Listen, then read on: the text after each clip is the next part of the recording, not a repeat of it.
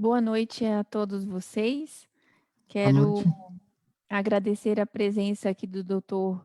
Matheus Mourão, Matheus Veloso, Dr. José Mário Baggio, que estão me prestando esses minutos, essas horinhas de conhecimento deles para esclarecer as dúvidas dos nossos pacientes, ouvintes e seguidores do Hospital Sírio-Libanês. Nós estamos enfrentando um período muito peculiar, né, sem precedentes na nossa geração, e a nossa população, os nossos pacientes estão vivendo algumas angústias que a gente tem vivido, que é as frustrações que as pesquisas e a medicina nos impõem, né? Nós temos que ter paciência com o conhecimento e esperar alguns estudos serem concluídos para recomendar alguns tratamentos para os pacientes. E a gente tem aprendido esse novo vírus, o Covid-19, afeta tanto os pacientes com doença cardiovascular e os pacientes também sem doença cardiovascular têm grande comprometimento do sistema cardiovascular. Então, vamos tentar esclarecer para vocês hoje, com perguntas também que a gente vai tentar responder feitas ao vivo, para que vocês consigam entender um pouquinho melhor de como a gente está cuidando dos nossos pacientes. Vou começar a perguntar para o doutor José Mário, vou apresentar os três são cardiologistas, né? O doutor Matheus Mourão tem uma experiência que ele é médico intensivista, então ele é o coordenador da nossa UTI, do nosso hospital aqui em Brasília. O doutor Matheus Veloso também cardiologista e também faz a parte de hemodinâmica, né, que é o famoso cateterismo, que todos vocês já ouviram falar. E o doutor José Mário é arritmologista, então ele cuida das situações, estuda e cuida das situações de arritmias para medicar os pacientes e tratar os pacientes que têm arritmias cardíacas. Então, nós vamos perguntar para o doutor José Mário, explicar para os nossos ouvintes como é que esse vírus faz uma interface tão importante com o nosso sistema cardiovascular. Por que que ele é tão afetado? Bom, boa noite, obrigado pela oportunidade de estar falando com vocês. Bom, o nosso sistema cardiovascular, ele vai sofrer com a infecção pelo coronavírus, inicialmente pela ação direta do vírus. Esse vírus, ele usa um dos receptores muito presentes no tecido cardíaco, que é o receptor da enzima de conversão da angiotensina 2. Então, por ação direta do vírus, já irá ocorrer um insulto miocárdico. Porém, além da lesão direta que esse vírus vai provocar no nosso coração, ele também vai impor condições para esse coração muito adversas. Ele também é capaz de lesar a pele das artérias, ele inflama o endotélio. E além de inflamar o endotélio e impor uma condição hemodinâmica, uma situação cardiovascular adversa para o nosso organismo como um todo, ele vai exigir mais desse coração. Então, o sistema cardiovascular, o coração sofre pela lesão direta do vírus, pelo coração ser mais exigido por uma reação inflamatória sistêmica por esse vírus, e o que a gente vai discutir muito ainda, ele pode também impor situações adversas ao coração pelo próprio tratamento que visa debelar esse vírus, uma vez que os cientistas do mundo inteiro estão à procura de uma terapia específica para esse vírus. E nessa procura, a gente tem visto que alguns dos fármacos que poderiam trazer benefício, a gente não tem isso claro ainda, também agravariam essa situação cardiovascular, favorecendo, sim, o risco de arritmias cardíacas. Então, eu penso que, basicamente, por lesão direta, por impor maior trabalho ao coração, e a terapia em si também pode agravar essa situação. Doutor Matheus Mourão, na nossa UTI, que doutor Matheus tem uma UTI com 0 de mortalidade por Covid-19, né? Conta, Matheus, para os nossos ouvintes, quais as situações que você tem vivido na UTI em relação à gravidade de comprometimento do sistema cardiovascular e como que tem sido o tratamento dessas condições, tá? Brenda, os nossos pacientes no geral, boa noite primeiro para todos. Boa noite. Os nossos pacientes no geral, ele já tem um perfil de maior gravidade, apesar da gente trabalhar num hospital geral que atende todas as especialidades. O Sírio-Libanês aqui em Brasília, ele já tem uma tradição de ter uma história de tratar de pacientes oncológicos também por mais tempo. Esses pacientes, muitas vezes eles já tomam algumas medicações que também podem ter alguma influência no sistema cardiovascular, no coração. E são pacientes que, em algum momento, eles podem estar mais debilitados durante a presença da infecção pelo novo coronavírus. Então, via de regra, a gente já tem uma população inicial que tem uma gravidade um pouco maior do que a população geral que a gente trata. Além disso, a gente acaba sendo um polo de referência para outras cidades grandes que têm um sistema de saúde já comprometido pela famosa curva que a gente fala, né? E a gente acaba recebendo pacientes dessas outras regiões do país, especialmente da região norte. E por se tratar de uma unidade de referência nesse caso, que acabou se estabelecendo como uma unidade de referência, a gente acaba também recebendo pacientes mais graves que não conseguiram ter atenção devida no local de origem. Então, a gente tem um viés de ter pacientes mais graves do que em outros lugares. Isso é um desafio muito grande para a gente, mas com a estrutura que a gente tem adequada até agora, felizmente a gente não teve nenhuma perda especificamente por essa doença. Mas a gente sabe que os riscos são constantes, tanto pela lesão do vírus no sistema pulmonar, que é o que a gente mais vê, e também pelo sistema cardiovascular. E você nota alguma diferença num paciente infectado grave por uma outra doença em relação à infecção pelo COVID, em relação à curva de troponina, injúria do miocárdio, monitorização cardíaca? O que você pode falar para a gente sobre isso? Sim. Não, essa diferença existe sim. A gente toma muito mais cuidado nesses pacientes que já têm um histórico de gravidade anterior, porque a gente sabe que, como o Dr. José Mário estava contando para a gente, tanto a ação do vírus quanto a terapêutica, que em algumas situações específicas pode ser utilizada dependendo do que a gente tratar, alguns antibióticos, alguns fármacos específicos, podem levar a uma diminuição da função do coração em diversas formas diferentes. Ou da pressão do sistema cardiovascular, que são os estados de choque séptico, que é muito comum nesses pacientes. A gente se preocupa muito com a questão das arritmias, dependendo do fármaco que o paciente usar. E esses pacientes que têm uma debilidade maior, eles possivelmente estão mais susceptíveis a esse tipo de situação.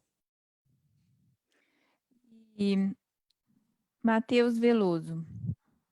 Matheus, o que você pode falar para a gente, para os seus pacientes que já têm estente coronariano, que já foram angioplastados e que têm que tomar algumas medicações continuamente?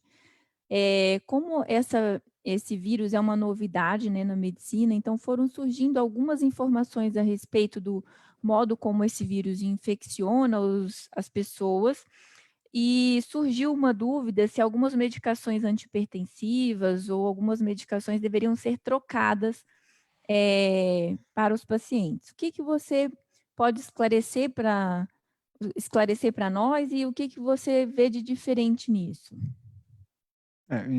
Boa noite, né? Inicialmente boa noite. Assim, agradeço a oportunidade de estar aqui e compartilhar esse conhecimento e estar aqui com colegas que sabem muito, né? Dividir isso com todo mundo, acho que é importante, inclusive no momento em que às vezes informações não tão boas às vezes disseminam de maneira muito fácil. Então, juntar um time como esse aqui, a gente poder conversar diretamente com todo mundo que suporta o hospital, que está junto do hospital, assim, sejam pacientes, enfim. Bom, indo direto para a questão, acho que a principal questão em relação às medicações do ponto de vista cardiovascular, né, a primeira grande dúvida, né, foram quanto às medicações antihipertensivas, especificamente as medicações que são da classe que a gente chama dos inibidores da enzima de conversão da angiotensina, ou os bloqueadores desses receptores, que, como o Dr. Zé Mário falou, são muito presentes no coração e que a gente usa para hipertensão, em que por bloquear, eventualmente poderia aumentar a expressão desses receptores no coração de maneira geral, e isso aumentaria a chance de infecção. Surgiu um pouco dessa dúvida no começo, assim, veio inicialmente um certo questionamento se a gente não deveria mudar, então, essa medicação dos nossos pacientes que têm hipertensão. Afinal de contas, essas medicações são medicações de primeira linha, né? A gente basicamente usa 3 classes para poder, na grande maioria dos nossos pacientes, para poder escolher o que vai fazer, e certamente essa deve ser a classe mais prescrita. E essa dúvida, assim, o que é que a gente vai fazer então com toda essa população gigante que a gente tem de pacientes hipertensos que tomam essas medicações? Assim, para citar um nome, acho que é comum das pessoas terem escutado, por exemplo, a losartana. Acho que é uma medicação muito comum das pessoas escutarem no dia a dia, e essas seriam dessas medicações que, pô, será que isso está facilitando, então, o vírus a entrar no corpo? Isso pode prejudicar? No fim das contas, a gente não tem nenhuma evidência sobre isso, e o mais importante é que o paciente fique bem tratado. Tá? Então, assim, todas as sociedades, isso, a sociedade europeia, a sociedade americana e a sociedade brasileira também tá junto dessa ideia, não há nenhuma evidência de que a gente trocando a medicação, a gente vai modificar o risco do paciente. Na verdade, talvez a gente acabe até prejudicando, porque a gente descontrola a pressão e a gente pode trazer outros problemas, e aí vem toda essa situação. Quer dizer, o paciente fica um pouco mais descontrolado, às vezes fica com medo de ir no médico, com medo de estar exposto na situação, ou não quer ir no hospital. Então, a gente gera até um problema maior. Então, a recomendação basicamente é que a gente mantenha as medicações. Tá? Existem algumas questões também relacionadas ao sistema de coagulação, por exemplo, que o vírus também tem uma fase, assim, existem indícios de que ele é protrombótico, então, assim, ele forma trombo.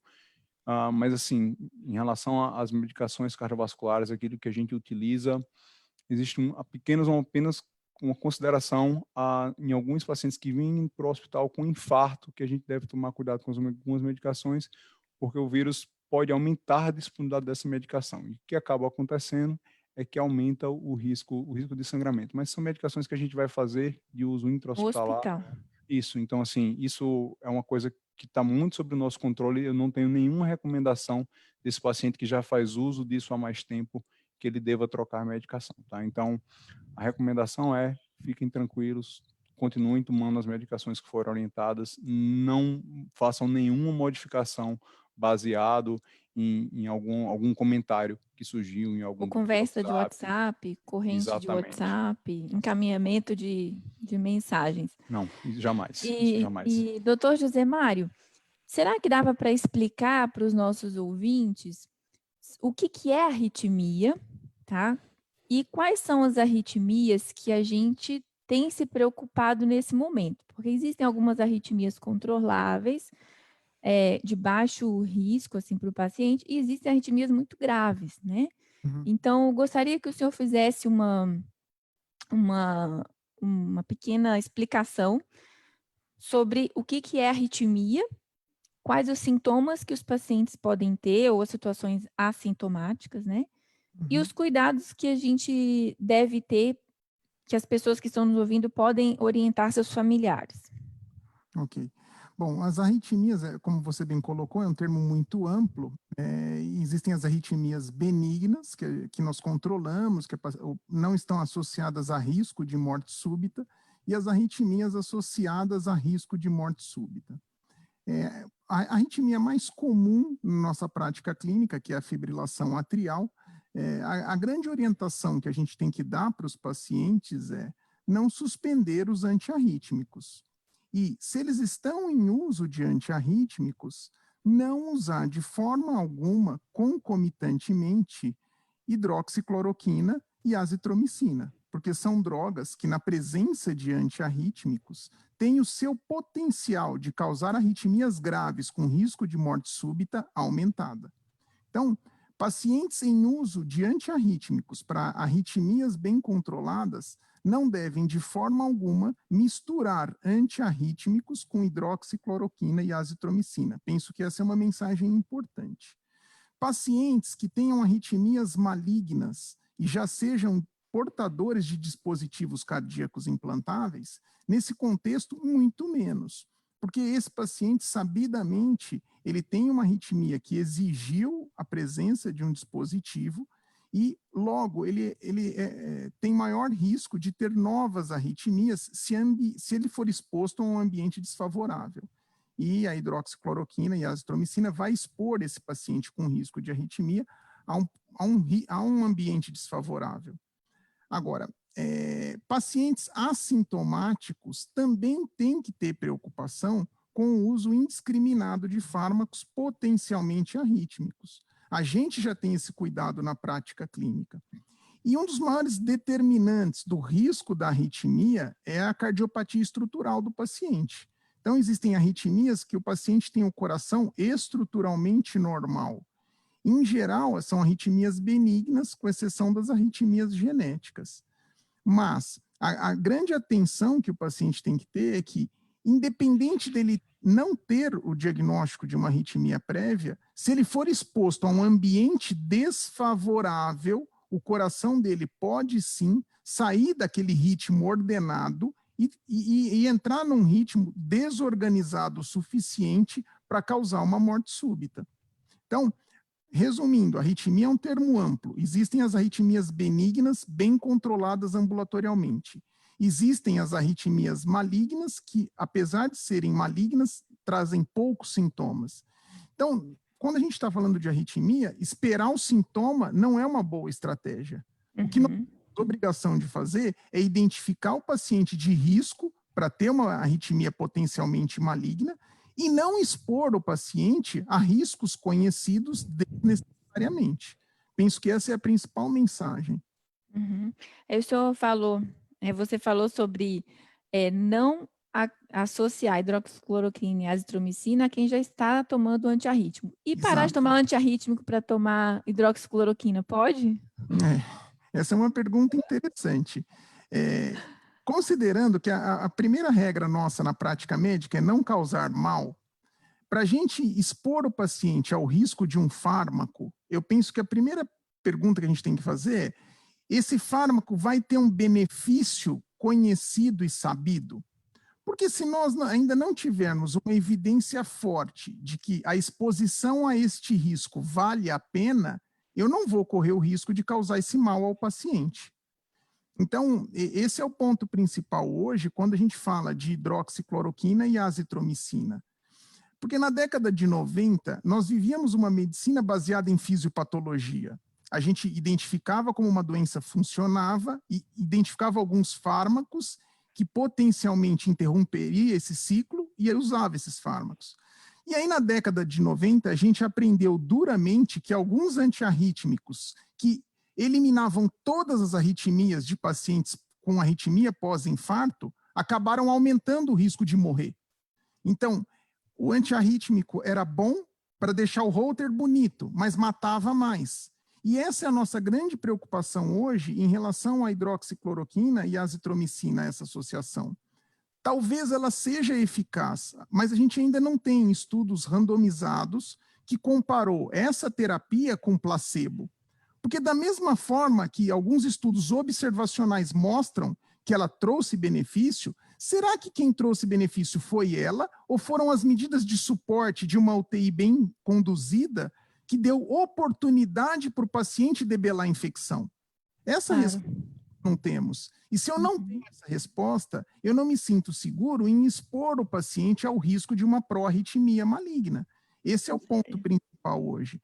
Principalmente num ambiente que não seja controlado, onde eu não tenho esse paciente para tratá-lo prontamente diante de um efeito deletério de um tratamento.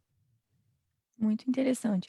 E é interessante para os nossos ouvintes entenderem o porquê que a gente espera um resultado final de uma pesquisa, né? Por que a gente não sai com base numa ideia tratando os pacientes, né? Porque esse exemplo do antiarrítmico que mata mais é excelente. Então, é por isso a nossa cautela. A gente não quer descobrir que com um tratamento que parece milagroso e barato, a gente está matando mais os pacientes do que ajudando, né? O que a gente está vendo, e o Matheus está vendo, é que com a UTI dele, com o número adequado de pacientes, com o número adequado de funcionários, de colaboradores, de enfermeiros, técnicos, de plantonistas, porque eu falei aqui do mérito, né, do coordenador de uma UTI com 0 de mortalidade por Covid, mas eu conheço muito bem a nossa equipe e todos os plantonistas envolvidos e sei o quanto que a qualidade é mantida em todos os horários do dia. Então, e isso se deve ao fato da gente ter um sistema de saúde que comporta o número de pacientes que estão infectados, né? E que estão precisando da UTI. Se a gente estivesse numa situação de estresse, com um número exagerado de pacientes, o nosso resultado com certeza estaria maculado, né, Matheus? Estaria manchado. Sem dúvida. Pode falar, Matheus. Não, é só para, eu acho que tem, para poder continuar nesse ponto e poder esclarecer, eu acho que é importante o José Mário falar sobre a questão do intervalo QT, né, que ele justamente falou sobre a monitorização, então, no ambiente controlado, e eu acho que também o Mourão podia comentar sobre o protocolo que a gente fez aqui no hospital. Então, assim, não é que a gente não necessariamente não use de jeito nenhum, mas para a gente usar, a gente tem um modo de usar. Bom, como é que a gente estuda o sistema elétrico cardíaco? A maneira mais simples é o eletrocardiograma, que o paciente vai até o nosso consultório e faz esse eletrocardiograma. Nele é possível avaliar a atividade elétrica dos átrios e a atividade elétrica dos ventrículos. Essa medida do intervalo QT, a gente mede o tempo de ativação e de repouso elétrico dos ventrículos. E ela nos dá uma ideia de vulnerabilidade elétrica para uma arritmia muito maligna, que é a torção de pontas, que é a taquicardia ventricular polimórfica, que pode ocorrer nesse cenário. Então, ela é um marcador, ela é um preditor, ela me avisa, olha, se você não fizer nada e eu continuar com esse intervalo QT aumentado, eu posso sim ter uma morte súbita. Essa é a mensagem que esse intervalo nos dá quando a gente avalia um eletrocardiograma de um paciente. Para vocês terem uma ideia, existe um antiarrítmico muito comum na nossa prática, que o risco de uma torsade epoam, de uma taquicardia ventricular polimórfica, é de 0,1%. E nós respeitamos demais esse antiarrítmico. Quando a gente começa, o paciente volta no dia seguinte para fazer eletro, ele volta 3 dias depois, para a gente checar esse intervalo. E em relação à hidroxicloroquina e a azitromicina em pacientes graves de UTI, a taxa de torsade epoam chegou a 0,4%. É baixa, mas é 4 vezes maior, algo que já nos preocupa no dia a dia. E isso em pacientes críticos. Então, a gente não sabe em pacientes não tão graves se a reação vai ser a mesma também. Porque esses pacientes críticos, além do intervalo QT aumentado, eles vão ter hipóxias transitórias, vão ter disfunção endotelial, são pacientes muito mais graves do que os pacientes com menos sintomas. Então, são esses pontos que a gente ainda não tem resposta para poder afirmar que vale a pena o risco desse uso. E é isso que tem nos preocupado. Mas, resumindo, o intervalo QT é uma medida elétrica que a gente avalia nos pacientes para checar o potencial desse paciente ter uma arritmia maligna ou não. Então, para os nossos ouvintes entenderem, doutor José Mário, um paciente só vai conseguir detectar um sinal de que ele é potencial para ter uma morte súbita se ele fizer um eletrocardiograma. Então, ele não vai sentir nada em casa, não vai tomar um remédio em casa e vai ficar, se eu sentir tal coisa, eu tenho que suspender essa hidroxicloroquina. Não, o que ele vai sentir é uma morte súbita. Infelizmente, é exatamente isso que pode ocorrer. A arritmia ventricular associada ao aumento do intervalo QT, infelizmente, o primeiro sintoma pode ser a morte súbita. E um dos preditores é o aumento do intervalo QT. Lembrando que alguns pacientes podem apresentar torsade epoam mesmo com QT normal. Uhum. Então, Vamos começar o fármaco, o QT está normal, pode continuar à vontade. Não é isso. O aumento do intervalo QT é um dos marcadores de vulnerabilidade elétrica do coração. Mas esse desfecho ruim, fatal, pode ocorrer mesmo com QT normal. Por isso que quando a gente avalia perfil de segurança de fármaco, o desfecho que nos interessa é mortalidade total. Avaliar intervalo QT é o que a gente chama em pesquisa como um desfecho substituto. O desfecho duro que nos interessa é esse paciente, quando é exposto a esse fármaco, morre menos. Esse é o ponto principal. Porque quando eu uso um desfecho substituto, eu posso correr o risco de não ter alteração naquele desfecho, mas ter um aumento de mortalidade. Foi exatamente isso que aconteceu nesse estudo que avaliou tratamento de extrasístole ventricular pós-infarto. O desfecho era melhora das extrasístoles no Holter. Ok, o Holter ficou perfeito. E quando eu falei o desfecho mortalidade total, houve aumento de mortalidade total. Então, para nós, o que vale o desfecho duro é mortalidade total. E é isso que a gente ainda não tem para poder ser tão convicto na hora de indicar esse tipo de tratamento. E, na verdade, o que a gente tem é o contrário, né? Que a medicação, atualmente, para todos os estudos que foram conduzidos até agora, alguns não randomizados, mas alguns já randomizados, é que a medicação não tem benefício para os pacientes. Então, a gente está comentando porque é o assunto do momento. Exato. Mas a gente tem apenas uso aqui no nosso hospital para a situação de pesquisa. Matheus Mourão, você quer comentar a respeito da nossa inclusão nas pesquisas de hidroxicloroquina? Quero sim, Brenda. A gente a preocupação é justamente essa mesmo. E especialmente nos pacientes graves, esses riscos ou essas preocupações, elas são redobradas. Porque o paciente que você está se preocupando com ele, que você diagnostica com uma forma mais grave da doença, que o leva para uma unidade de terapia intensiva, é um paciente que está mais sob influência da inflamação que a doença no organismo causa. E essa inflamação, ela atinge os órgãos como um todo, inclusive o coração e o sistema de condução. Então, a gente não sabe ainda qual que vai ser a real importância desse estado inflamatório aumentado para poder facilitar ainda mais o desenvolvimento de algumas condições graves que a gente está discutindo aqui. Então, por isso que esse tipo de tratamento novo e que a gente ainda não tem uma comprovação científica tem que ser feito com muita cautela.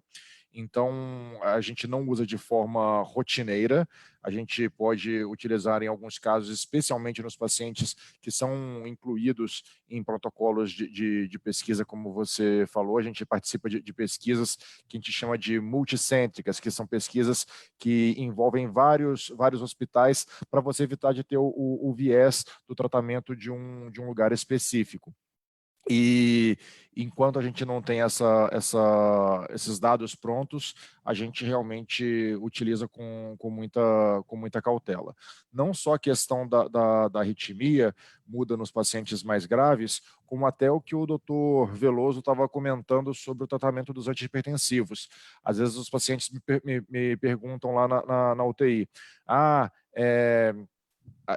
eu ouvi falar que, como a gente estava explicando aqui, que a gente não precisava suspender os medicamentos de pressão do paciente, e aqui o paciente está sem na UTI. Mas isso não é por conta especificamente do coronavírus. Os pacientes com inflamação maior, no geral, que precisam de UTI, eles podem ter uma tendência a fazer pressões mais baixas, ou desenvolver os estados de choque, que a gente chama, que é uma situação mais grave de infecção com comprometimento do corpo inteiro. Que antigamente a gente falava de forma mais leiga, assim como infecção generalizada, alguma coisa assim, que não é um termo médico. Mas, então, esses pacientes eles acabam tendo esse tipo de medicação suspensa, não pelo fato do coronavírus em si, mas pelo fato dele estar num estado de inflamação aumentado, que pode ter esse tipo de influência tanto na pressão, quanto no sistema cardiovascular, propagando essas arritmias. Então, a gente não tem um protocolo fixo que faça com que todos os pacientes utilizem ou não essas medicações. Os casos são avaliados individualmente e, habitualmente, as medicações que não têm uma comprovação científica, a gente utiliza mais nos protocolos de pesquisa. Bem, e Mourão, a gente está vendo que o que mais tem impacto mesmo é um bom cuidado de UTI, né?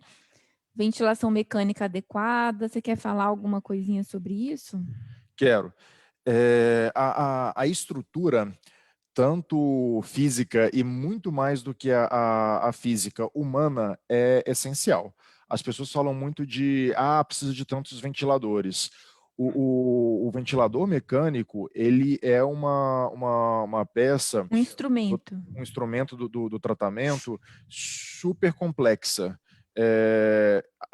Profissionais que não têm o hábito ou que não têm conhecimento ou experiência em manejar pacientes graves com esse tipo de equipamento, poderiam até causar situações mais adversas do que ajudar. O que eu quero dizer com isso é que não é uma terapia simples de se fazer e que tem muitos riscos. E a gente só consegue minimizar esses riscos com profissionais bem formados, bem treinados para a situação atual e que tenha dedicação para o paciente.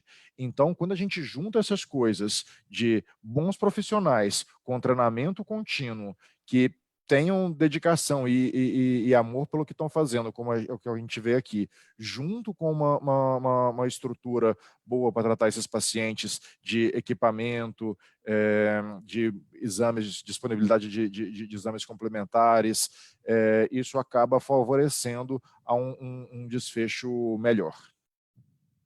Muito bom. Pergunta para o doutor José Mário. Estão pedindo para esclarecer um pouco melhor o que é marca-passo, o que é um cardiodesfibrilador implantável, CDI, que o senhor falou há pouco.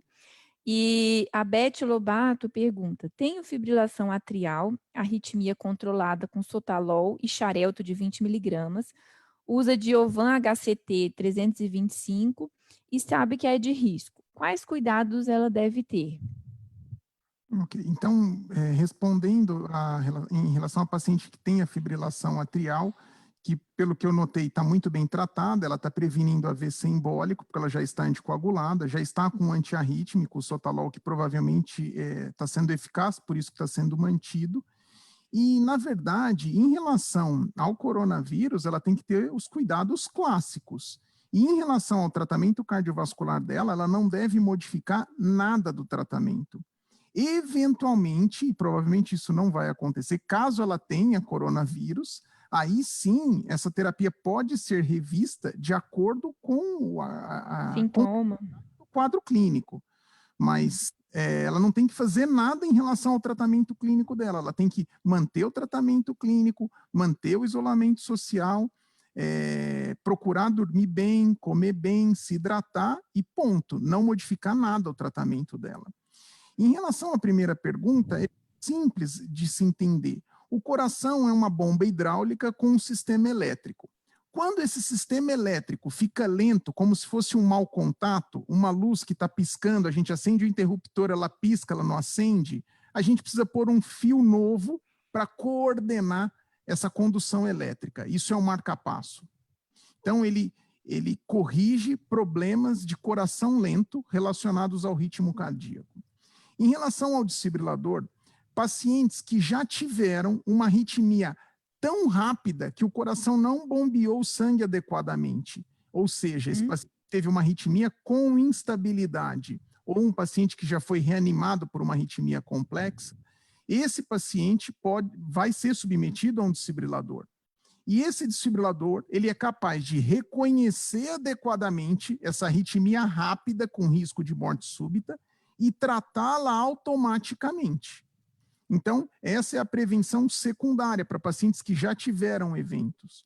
E a outra indicação do desfibrilador são pacientes que eu identifico um risco potencial para ter uma morte súbita arrítmica, lembrando que a arritmia pode ter como primeiro sintoma a morte súbita. Então, o ideal é eu identificar o paciente de risco, submeto esse paciente a um desfibrilador e, caso esse paciente tenha uma arritmia rápida o suficiente para não bombear adequadamente o sangue, esse aparelho reverte a arritmia automaticamente. Então, marca-passo trata coração lento, desfibrilador coração rápido demais em nível ventricular. E só para tentar traduzir num termo um pouco mais leigo, a morte súbita é o que as pessoas chamam de parada cardíaca. Exatamente. Né? Pode-se entender. E Matheus Veloso, então, você acha que zinco e vitamina D podem ser utilizados como protetores para os pacientes cardiopatas?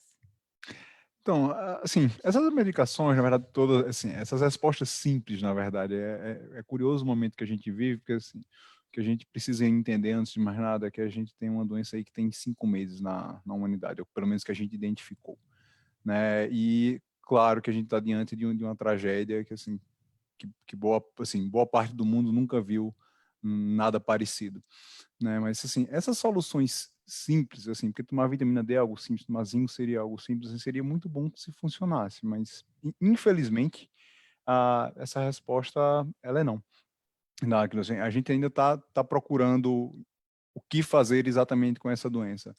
Até então, o que a gente precisa fazer é, que já foi comentado aqui, realmente é se isolar, tratar bem do nosso corpo e da nossa mente nesse momento, porque também não é necessariamente fácil ficar em casa em quarentena, assim, esse isolamento é algo que exige mentalmente das pessoas, em como muito, assim, academias estão fechadas, parques fechados, mas de alguma maneira fazer atividade física, assim, dentro do cenário que for possível é importante, e continuar cuidando, assim, da saúde, mas sem acrescentar coisas novas, sem discutir antes com o seu médico. Acho que tem uma coisa que é muito importante, seguindo a linha de raciocínio aqui, é justamente, assim, falar para os pacientes, porque assim, a gente está falando sobre o coração e o COVID, assim, existe a coisa integrada e também tem, assim, isso, eles interagem, mas também existe a coisa separada. Assim, as pessoas às vezes deixam de procurar uma saúde, não só o coração, na verdade, qualquer outro órgão, as pessoas deixam de procurar, às vezes, um pronto-socorro, ou de ir no seu médico, de procurar conversar com o seu médico, com medo da situação. O fato é que a gente tem algumas felicidades no Brasil, assim, tudo aqui veio depois de tragédias que aconteceram na Europa ou mesmo nos Estados Unidos. Então, assim, de alguma maneira a gente consegue aprender com a dor dos outros.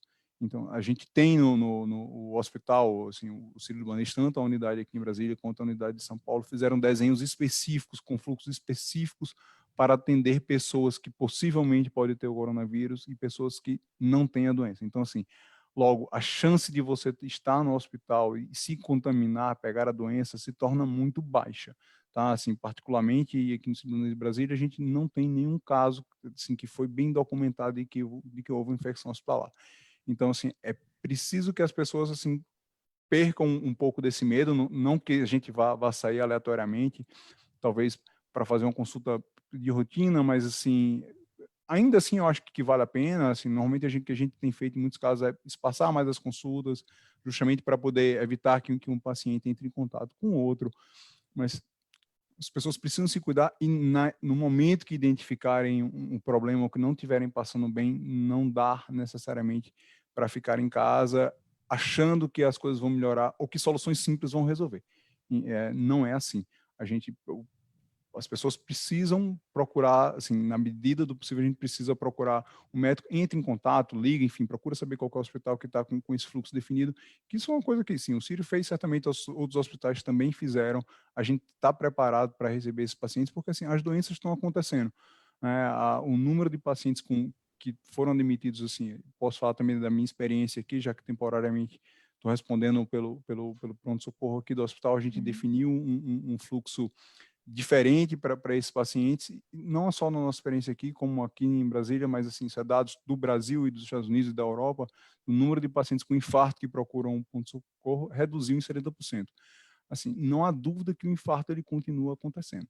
As pessoas simplesmente elas não estão vindo, deixam de dar o diagnóstico, né? Não vou dizer que as pessoas necessariamente estão morrendo muito mais por isso, mas por mais que elas não percebam, elas estão perdendo a oportunidade de ter um De tratamento ser melhor. tratadas, né? Isso. Então, e na hora que a gente não trata necessariamente só para evitar uma morte. A gente trata ela para que ela viva melhor ao longo do tempo. Ela pode não perceber amanhã que está acontecendo, mas certamente essa conta ao longo dos anos ela vai acabar chegando. Ela vai perdendo massa do miocárdio, né, do músculo do coração, às vezes em casa e sem tratar adequadamente, né, Isso, Matheus? é justamente isso, assim, no momento que assim, porque no infarto, a gente tem 2 tipos de infartos, basicamente, um que fecha completamente o vaso, o trombo fecha completamente.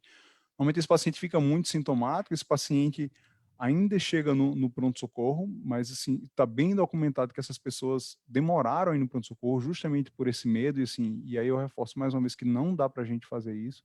A gente viu complicações que são descritas na literatura, a gente sabe que está descritas, mas que são super infrequentes, e a gente voltou a ver isso. Principal motivo, o paciente quando sente uma dor, então assim, no lugar dele ir na primeira hora, na segunda hora, ele às vezes assim, não quero ir hoje, dorme, acorda amanhã de manhã, ainda está sentindo, então assim, a gente perde muito tempo, tá?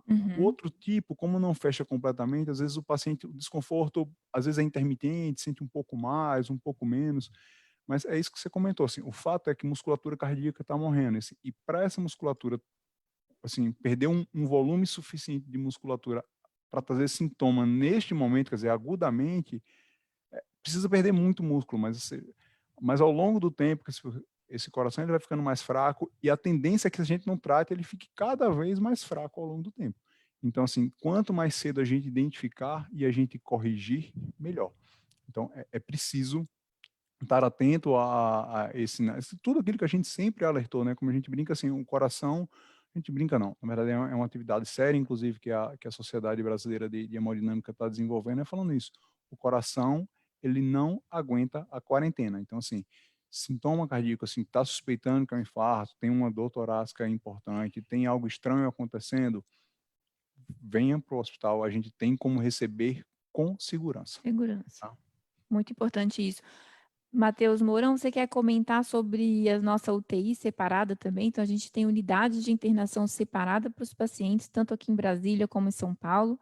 Entrada no hospital, até nós médicos somos triados todos os dias, as dependências do hospital, todas as pessoas que entram na dependência do hospital e também do centro de oncologia têm a temperatura aferida todos os dias. E na UTI, Matheus, como que a UTI se preparou para separar equipes e pacientes? A gente separou uma área da UTI, Brenda, específica para atendimento desses pacientes que tenham suspeita ou que sejam confirmados para nova pneumonia causada pelo coronavírus.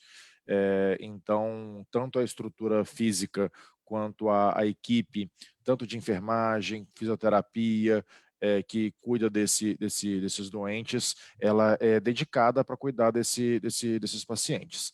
A gente tem esse cuidado para poder evitar ao máximo essa questão da transmissão dentro do hospital. E, felizmente, como o Dr. Veloso já comentou, a gente não tem nenhum caso documentado de infecção adquirida pelos profissionais da unidade ou algo assim. Além disso, a gente tem uma preocupação muito grande com o corpo clínico, justamente por conta disso. Então, todos os coordenadores das áreas específicas têm conversado muito com as suas equipes a respeito dos sintomas, da investigação desses sintomas que poderiam indicar uma possível infecção, e a gente tem conseguido uma taxa muito baixa de infecção dos profissionais também, o que é importante tanto para a saúde de quem está cuidando, como de quem é cuidado. Uma pergunta para o Dr. José Mário. A Érica A Gisvânia Markoff pergunta, vocês acham que os... Não, desculpa, confundi as perguntas aqui. Gisvânia Markoff, os pacientes que chegam com sintomas iniciais do COVID-19, qual está sendo o protocolo? Desculpa, Matheus Veloso, acho que essa pergunta vai melhor para você. Então, como está funcionando o fluxo aqui no hospital? Então, assim que o paciente ele chega no nosso pronto atendimento, então, assim, são feitas perguntas específicas, na verdade, a princípio, sobre os sinais e sintomas gripais e febre. Então, é dessa maneira que a gente tria a grande maioria dos pacientes. Esses pacientes vão para uma unidade específica que a gente denominou de gripário. Então, assim, nesse setor estão os pacientes que estão apenas com sintomas gripais, que é onde a gente vai fazer os testes específicos, a gente tem um fluxo específico para esses pacientes. E a gente vai aprendendo também ao longo do tempo, né? Eu comento isso porque uma das manifestações da COVID é justamente sintomas gastrointestinais. Então, assim, o que a gente tem observado é que alguns pacientes, às vezes, que vêm com diarreia importante, febre, às vezes acham que pode ter sido alguma alimentação, algo que veio diferente, mas isso vai prolongando. Então, assim, hoje a gente está bem documentado que o coronavírus, o COVID, também pode ter manifestações. Às vezes o paciente não tem queixa respiratória nenhuma. Às vezes um paciente que não está tossindo, não teve coriza, e a gente identifica a situação. Então, esse paciente também está contemplado no nosso protocolo de admissão aqui no hospital. Então, se o paciente que tem queixa gastrointestinal e que vem com febre, enfim, pode ser múltiplas causas, pode ser uma apendicite, inclusive, que inclusive é um ponto importante para o paciente vir para o hospital. Outro dia estava conversando com um colega da rádio, ele coordena vários serviços e ele passou dias sem fazer um diagnóstico de apendicite, é o que acontece todos os dias. Então, assim, a pessoa não vai no hospital, fica esperando e quando vai, certamente vai numa situação mais crítica. Bom, mas voltando, o paciente que tem dor abdominal e que tem febre, esse paciente também está seguindo para essa área justamente por ser um paciente suspeito. Assim como, acho que talvez o sintoma que chama mais atenção na COVID, assim, por ser algo muito inusitado, né, é aquele paciente, às vezes, que vem só com queixa de diminuição do paladar e do olfato. E a experiência prática, inclusive, é muito curiosa, porque, particularmente, os 3 pacientes que eu atendi que vieram com essa queixa, todos os 3 testaram positivo. Então, tem que ficar bem atento a isso aí também, mas esse paciente também, que às vezes vem só com essa queixa, às vezes sem febre, a gente já encaminha para esse fluxo separado. Agora para o doutor José Mário. A Adriana Calderon pergunta que se os pacientes com fibrilação atrial, se eles devem continuar com rotina de acompanhamento, de visitas médicas, nesse momento agora de isolamento, ou é melhor ficar em casa e adiar as consultas? E fala sobre o acompanhamento dos pacientes que já têm arritmia diagnosticada, por favor. O paciente que tem fibrilação atrial, a nossa maior preocupação para reduzir mortalidade é uma boa anticoagulação quando indicada. Então, esse paciente que já foi estratificado o risco de eventos embólicos, já foi definida a melhor estratégia de anticoagulação e que está com a sua arritmia controlada, eu penso que ele pode evitar protelar as consultas de rotina no momento. Em relação à fibrilação atrial, especificamente, a gente tem dispositivos de segmento domiciliar que funcionam muito bem. Tanto o Apple Watch quanto o Pocket ECG são dispositivos que o paciente consegue enviar eletros para o seu médico e a gente avalia se ele está tendo fibrilação atrial ou não. E os pacientes nossos que estão em segmento, que a gente já estratificou o risco, já definiu a estratégia terapêutica para ele, uma vez ele enviando o eletro de rotina para a gente, ou o eletro do sintoma, a gente consegue orientá-lo muito bem sem a necessidade dele vir ao consultório. Então, o paciente estável, com tratamento definido, ele pode adiar um pouco a consulta. Paciente que tem fibrilação atrial, mas está sintomático, é melhor vir à consulta com os cuidados de máscara, de limpeza de mão. Então, se está tendo sintoma ou não está compensado, é melhor ir à consulta, não há dúvida. Outra pergunta, José Mário. A Andréia e Maurício têm uma filha de 3 anos que tem uma CIA, que é comunicação interarterial, e toma medicação. Deve ser considerada um risco maior se ela pegar coronavírus? Quantos anos tem a criança? 3. 3 anos, tem uma CIA. Provavelmente, se ela tem uma CIA, tem 3 anos e não foi corrigida, é porque é um tipo de CIA em que o médico que está acompanhando acredita que ela vai fechar espontaneamente. Então, não deve ser uma CIA com grande repercussão hemodinâmica. Ou seja, se eu estou com uma CIA em um coração com desempenho global preservado, eu não julgaria como uma paciente de risco. Então, se ela tivesse uma CIA com o coração descompensado, aí sim eu penso que seria uma paciente de risco. Mas se ela está compensada em segmento, provavelmente é porque está se aguardando que ela se feche espontaneamente. Isso pode acontecer até os 8 anos de idade, dependendo do tipo de CIA. Uhum. A Ana Paula pergunta: estou tendo uma tremedeira no meu coração e parece que às vezes ele dá um pulo também. Isso é ansiedade ou é algo mais grave? Existe uma arritmia benigna que se chama extrasístole, principalmente em coração normal, que pode dar a sensação de falha e tranco. E às vezes o paciente tem como se fosse uma indigestão súbita ou essa sensação de irregularidade. Isso pode ser uma extrasístole, mas, diante de uma extrasístole, o determinante de prognóstico é se a gente está com o coração estruturalmente normal ou não.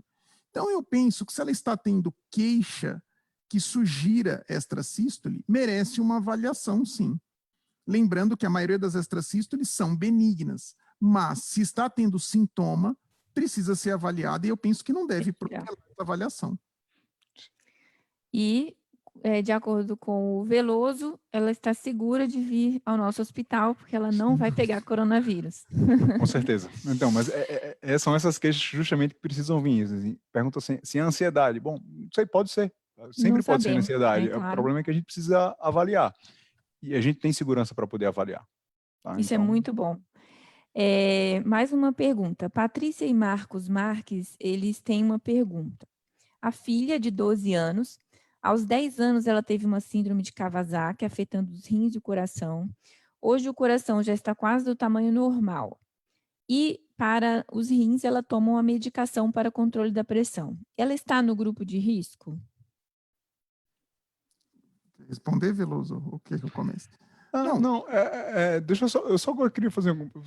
Damara, me permite, assim, eu vou só começar e vou pedir para você complementar, assim, eu acho que uma coisa precisa ficar muito, assim, porque essas 2 perguntas que vieram falando sobre crianças, eu não sei exatamente quantas outras perguntas tem em relação a isso, mas, assim, de uma maneira geral, assim, crianças, lato sensu, elas vão muito bem, a gente não sabe bem exatamente por quê, mas, assim, o principal fator de risco é a idade, assim, se a gente pegar inclusive os dados do Brasil, as mortalidades são com pacientes idosos, assim, na verdade são a grande maioria de 60 anos, inclusive mais homens do que mulheres, então assim, assim, claro que é válido todo o cuidado que os pais têm que ter com criança e ter essa dúvida. Eu vou falar por minha experiência pessoal, porque no começo eu estou com um filho que inclusive está fazendo 1 ano hoje, e assim, aquela história, saio de casa ou não saio de casa por causa dele, quer dizer assim, se eu pegar coronavírus, eu vou passar para ele, o que é que vai acontecer, né? No começo você fica muito ansioso com isso, quer dizer, vou mandar minha esposa com meu filho para casa do meu sogro, eu vou ficar em casa.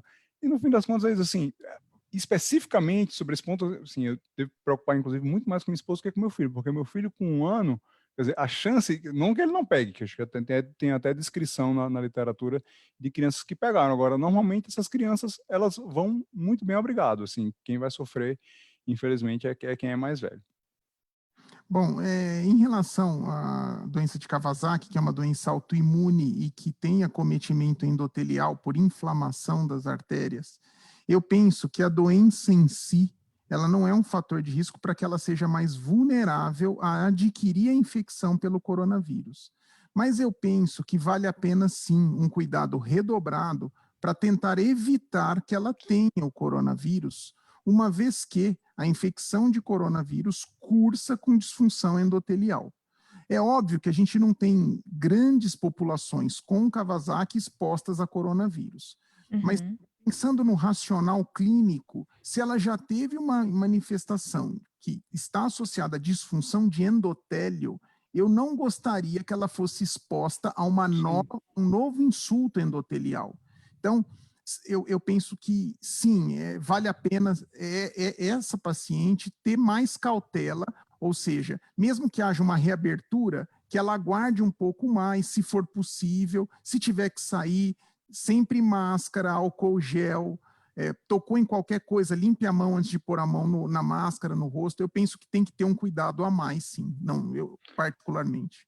Deixa eu só deixar claro aqui, assim, assim, não Você tô falando, respondeu para crianças em geral. Você porque respondeu para criança pode crianças tudo, em assim, geral. eu entendo toda a questão do que o Zé Mário Claro. colocou, e basicamente é a questão assim, não que a gente não deva se preocupar, sim, na verdade, assim, toda criança que tem algum problema tem um risco maior do que uma criança que não tem um problema.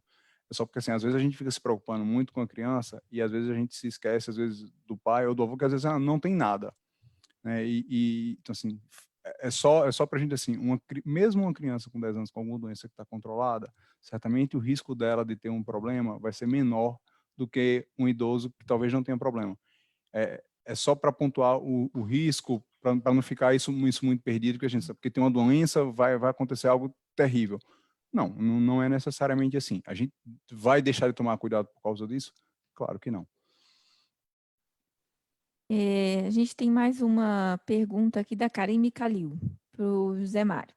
Zé Mário, ter um Apple Watch pode ajudar na monitorização domiciliar de pacientes com arritmia?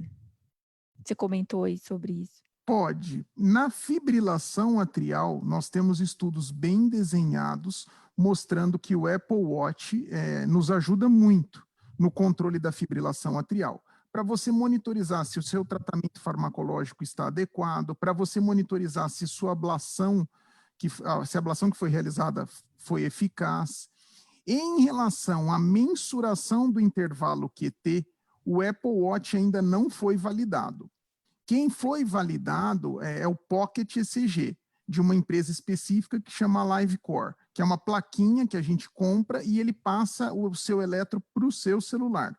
Esse aparelho já teve a mensuração do intervalo QT avaliada por ele, ele já foi validado, ele já é aceito até pela diretriz europeia relacionada a manifestações cardiovasculares do COVID. O Apple Watch, para fibrilação atrial e para diagnóstico de extrasístole, ele ajuda. Mas para que ele ainda não foi validado. Então, cuidado. Cuidado para concluir em relação a QT, mas ele ajuda sim a gente a fazer diagnóstico e a monitorizar tratamento. Pode ajudar. A Renata Elmur tem mais uma pergunta para o Matheus Veloso sobre o nosso protocolo de atendimento no pronto-socorro. Então, pacientes que são sabidamente cardiopatas, com sintomas leves do COVID, como é que está sendo o nosso cuidado? Eles ficam internados ou eles são monitorizados de alguma forma em domicílio? Matheus, você quer comentar para a gente? Bom, isso, claro. Então, assim, esse paciente que tem uma doença que seja cardiovascular, que vem aqui no nosso pronto-socorro, que tem sintomas leves do COVID, não é isso? Acho que pelo que eu entendi a pergunta é isso. Isso, leves do COVID, isso. Não é da doença não, de base. Ele já tem uma doença coronariana, ou já é cardiopata, e está com sintoma controlado, está com sintoma leve do COVID. Como que ele vai ser abordado no nosso pronto-socorro? Então, o paciente, quando a gente chega, que a gente avalia o paciente, é um paciente que tem sintomas gripais, esse paciente então segue para o nosso fluxo, né, segue para o nosso gripário. A gente faz alguns exames lá, alguns exames de laboratório, normalmente acaba fazendo uma imagem pulmonar, assim, na grande maioria das vezes uma tomografia, porque nos dá uma resposta melhor sobre o grau de acometimento. E uma das coisas que é avaliado, que é fundamental, é a saturação de oxigênio desse paciente. Então, assim, se o acometimento pulmonar for discreto ou basicamente ausente e tiver uma saturação boa, esse paciente não tem nenhuma indicação de ficar internado. A melhor prescrição para ele é, no máximo, comprar um oxímetro, né? Porque aí a gente consegue acompanhar de casa. Então, assim, se o paciente se mantém com a saturação acima de 95, inclusive é algo que nos deixa, que a gente sempre orienta que o paciente compre, que se tiver acima de 95, a gente está tranquilo com isso.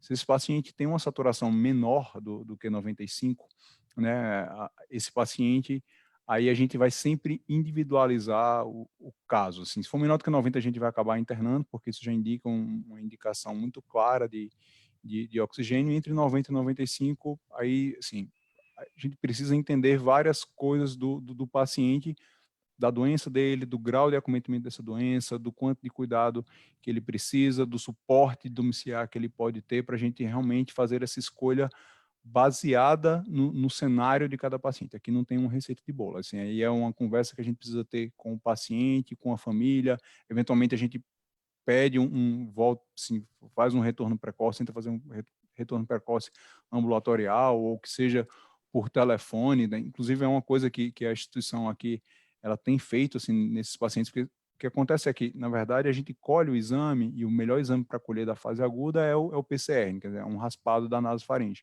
Esse resultado, infelizmente, o resultado não é rápido quando colher o exame de sangue. Ele demora alguns dias para poder ficar pronto. E no momento que esse resultado sai, né, quando a gente identifica que esse paciente não ficou internado, o protocolo da instituição é entrar em contato com o paciente justamente para poder entender como é que ele está, como é que ficou nesse intervalo. O exame tem saído com a média de 2 a 3 dias. Então, a gente entra em contato, saber como é que estão os sintomas, se melhoraram, se não melhoraram, e tenta nessa conversa entender se é necessário uma reavaliação desse paciente em loco, ou se ele pode ficar tranquilo em casa. Muito bem. Mais alguma colocação que vocês gostariam de fazer? Matheus Mourão, mais algum comentário sobre os nossos cuidados de UTI, os critérios que levam um paciente que o Veloso atendeu no pronto-socorro para UTI? Você gostaria de comentar?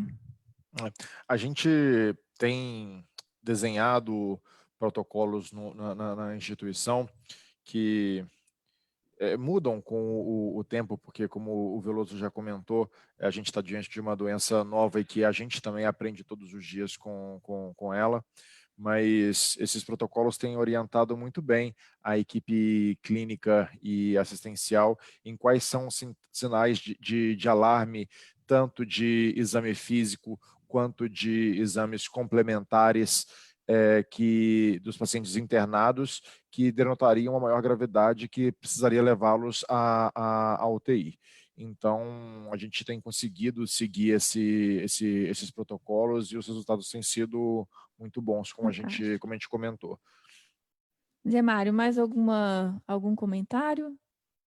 Não, eu penso que, como foi bem colocado já pelo Veloso, é uma doença nova, e não é por ela ser nova que a gente vai tomar atitudes desesperadas. Eu penso que essa é a principal mensagem, como o Matheus colocou bem, o Veloso. Diante do novo, a gente precisa ter calma e procurar fazer o clássico. E à medida que o tratamento caminha, as novas evidências vão nos ajudar a tomar decisões melhores. Muito bem, então já temos 1 hora de live, foram muitas perguntas. Eu gostaria de agradecer a presença de todos vocês, esse tempo que vocês disponibilizaram para os nossos seguidores esclarecerem suas dúvidas, e até a próxima. Boa noite. Muito obrigado. Muito obrigado, boa noite. Boa noite. Obrigado.